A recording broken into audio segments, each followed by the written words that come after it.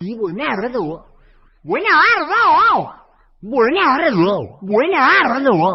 Buenardo. Buenardo. Buenardo. Respeto fuerte. Me encanta. Buenardo. Buenardo. Buenardo, buenardo, buenardo.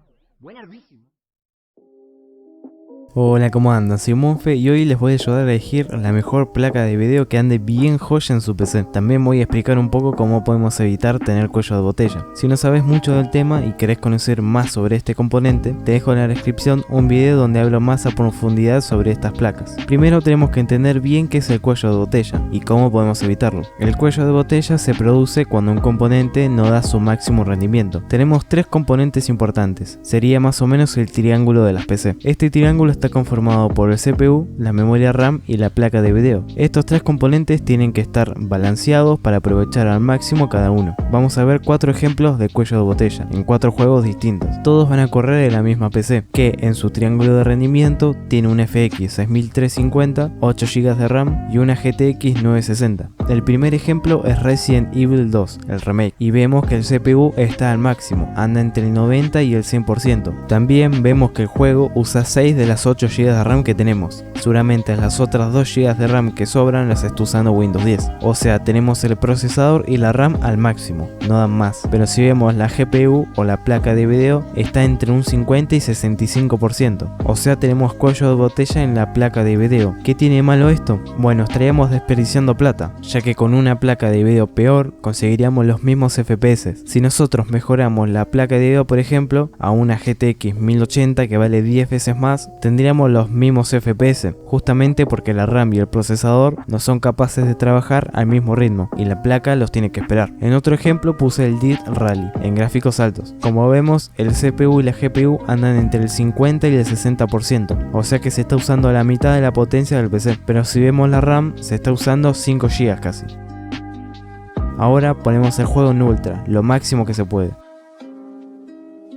Vemos que la carga del CPU y la GPU son casi iguales, o sea, están trabajando igual que al ejemplo anterior, pero también vemos que el uso de la RAM es el mismo, casi 5 GB. ¿Por qué? Bueno, en este caso tenemos cuello de botella en la memoria RAM. Si nosotros agregamos más RAM, los FPS van a subir, pero si mejoramos la placa de video o el CPU, vamos a tener los mismos FPS, justamente porque nos está limitando la memoria RAM. Ahora, en este juego, que es el Dying Light, vemos algo interesante. Cuando estamos en el mundo abierto, la PC está perfectamente equilibrada. Vemos que el uso del CPU ronda el 90% más o menos, y la placa de video también. Vemos que la RAM sube y baja, por lo tanto tiene margen y no está limitada. Pero en cuanto entramos a la misión, que es en el interior, vemos que la placa de video está al máximo casi todo el rato, pero el CPU anda por el 70%, 80% y a veces llega hasta el 50%. O sea, en interiores o espacios chicos se nos queda corta la GPU. Pero ¿qué pasa cuando salimos?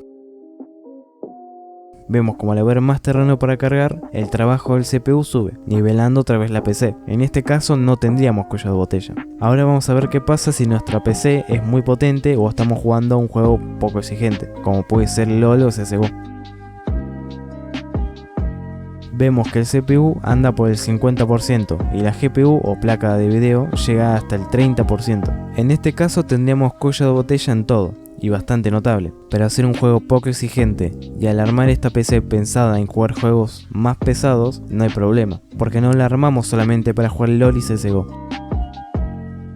Como vemos en estos ejemplos, el cuello de botella se produce cuando alguno de estos tres componentes que hacen el triángulo de rendimiento se queda corto y no está balanceado.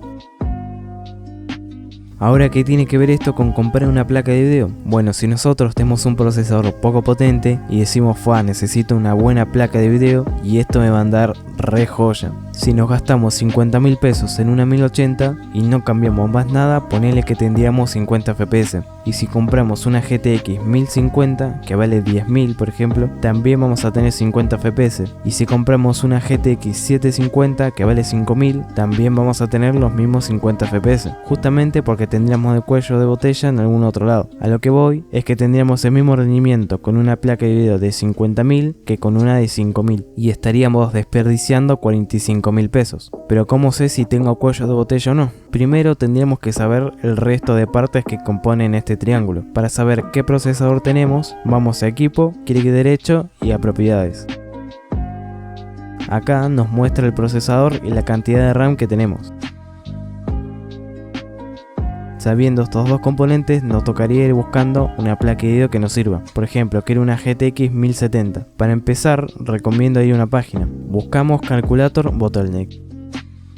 Y acá ponemos los tres componentes: procesador, cantidad de RAM y la placa que queramos. En este caso es una 1070.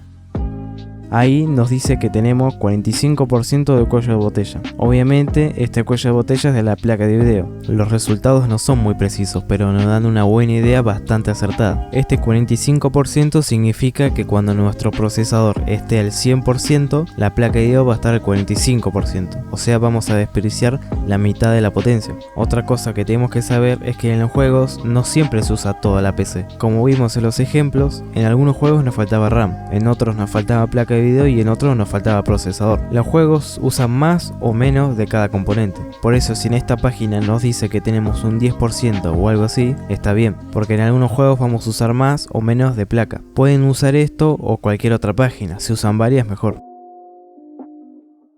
Ahora, ¿qué placas recomiendo yo? Voy a recomendar 3 placas de video, según su calidad-precio y que se acople bien a distintos equipos. Van a ser todas nuevas, no voy a recomendar placas de video usadas o de generaciones un poco pasadas. Si nuestro PC no es muy bueno o directamente no tenemos ninguna placa, lo mejorcito que recomiendo es una GT 1030 o si consiguen la GTX 1050 mejor. Estas dos placas para gama baja o gama de entrada van muy bien, ya que no necesitan energía extra y la pueden usar con cualquier fuente de poder y se acopla bastante bien a la mayoría de CPUs. En gama media recomiendo dos placas, la RX 570 y la GTX 1650. Si tenemos una fuente de poder con conectores PCI Express, recomiendo la RX 570, ya que es una de las mejores calidad-precio y tiene potencia suficiente para correr todos los juegos. Si nuestra fuente no trae esos conectores, recomiendo la GTX 1650, ya que tiene bastante potencia y la mayoría no usan este conector, por lo que no es necesario cambiar la fuente de poder. En gama alta recomiendo la RX 5600 XT